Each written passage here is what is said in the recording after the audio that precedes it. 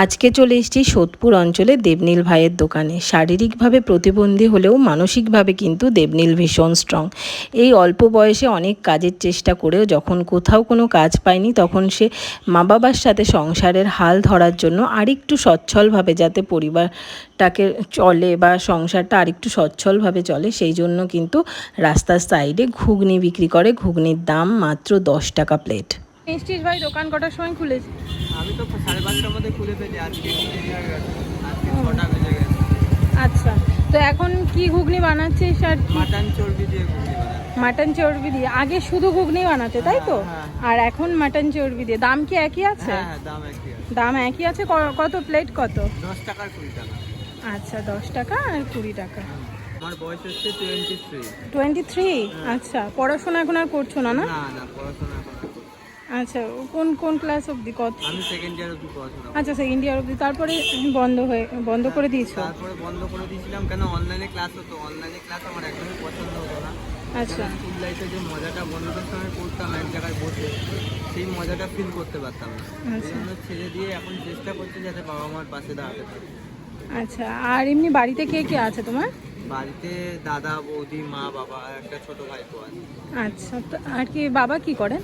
বাবা পেশার পুরোহিত। বাবার একটা ছোট ব্যবসা আছে, যেটা মুড়ির ব্যবসা একটা। আচ্ছা আচ্ছা, ওইটা বাবার সঙ্গে সকালবেলা আমি হাতে হাতে করি, আর সন্ধ্যেবেলাটা আমি ঘুগনিটা বিক্রি করো। আচ্ছা আচ্ছা, না একটা ভালো ভালো জিনিস, বাবা মার পাশে তুমি দাঁড়ানোর চেষ্টা করছো, এটাই অনেক বড় ব্যাপার। হ্যাঁ দিদি। আর এমনি তুমি অন্য কোনো কাজ বাজের চেষ্টা কি করেছিলে? অনেক অনেক অনেক কাজের চেষ্টা করেছিলাম, কিন্তু সেরকম ভাবে কাজ করে উঠতে পারিনি। কেউ বলেছে এই প্রবলেমের জন্য কাজ পাবো না, কেউ বলেছে যে কাজ এই প্রবলেম থাকলে কাজ হবে না। তারপরে এমনকি আমার সেকেন্ড ইয়ার অবধি যখন কোয়ালিফিকেশান ছিল, আমি ঘরে বসে টিউশনি করার চেষ্টা করেছি, সেটাও অনেকভাবে উঠতে পারিনি। যে টিউশনি অনেককে বলেছিলাম, টিউশনি পারিনি। তবে লাস্টে দিদি অনেকটা টাইম হয়ে গেছে যে কিছু করতে তো হবে, তাই জন্য একটা দোকান খুলেছি।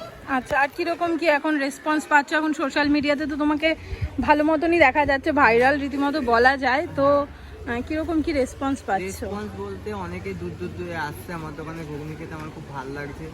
সবাই আসছে, সব দাদারা দিদিরা আসে, আমাকে ভালোবাসা দেয়, আমার দোকানে ঘুগনি খায়, এমনকি বলেও যায় যে আবার আসবো। এমনকি বাড়ির জন্য আমার দোকানে নিয়ে যায়। খুব ভালো লাগে। তো আমি চাই যে সবাই আমার দোকানে আসো, ঘুগনি খাও, ভালোবাসা দাও, এইটুকুই আমার, আর কিছু দরকার। আগে থেকে তো বিক্রি তার মানে বেড়েছে, মানে আগে কত কিলো বানাতে, এখন কত কিলো বানাচ্ছো? 500 মটর করতাম, এখন 1-1.5 কিলোর মতন মটর করি এখন। আর মোটামুটি তোমার দোকান তুমি খুলছো 5টা 5:30টায়, আর বন্ধ কটায় করো? 8টা 8:30টার মধ্যে বন্ধ হয়ে যায়। 8টা 8:30টার ভিতর। আর লোকেশনটা যদি একটু বলে দাও। লোকেশনটা হচ্ছে এটা সোদপুর ঈশ্বরচাচা রোড, 3 নম্বর দেশবন্ধু। আচ্ছা, আর তোমার ঘুগনিটা একটু দেখাও।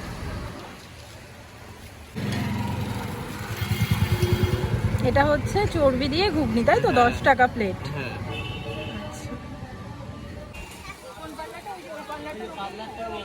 একটা গলি পড়ে, ওই গলিতে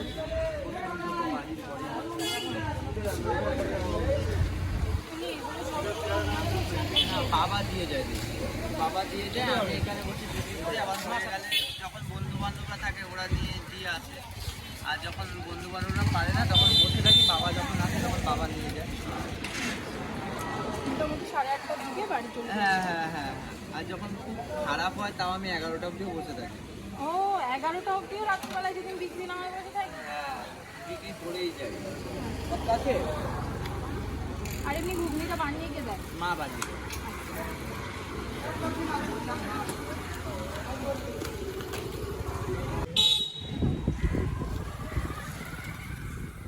তো গাইস, হাতে পেয়ে গিয়েছি দেবনীল ভাইয়ের ঘুগনি। দেখো জাস্ট, পেঁয়াজ, নারকেল, উপর দিয়ে ঝুরি ভাজা সমস্ত কিছুই ছড়ানো রয়েছে।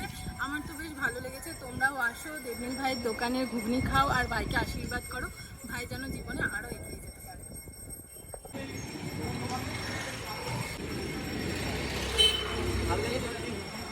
আমি 2 চামচই খেয়েছি, খাবো পুরোটা।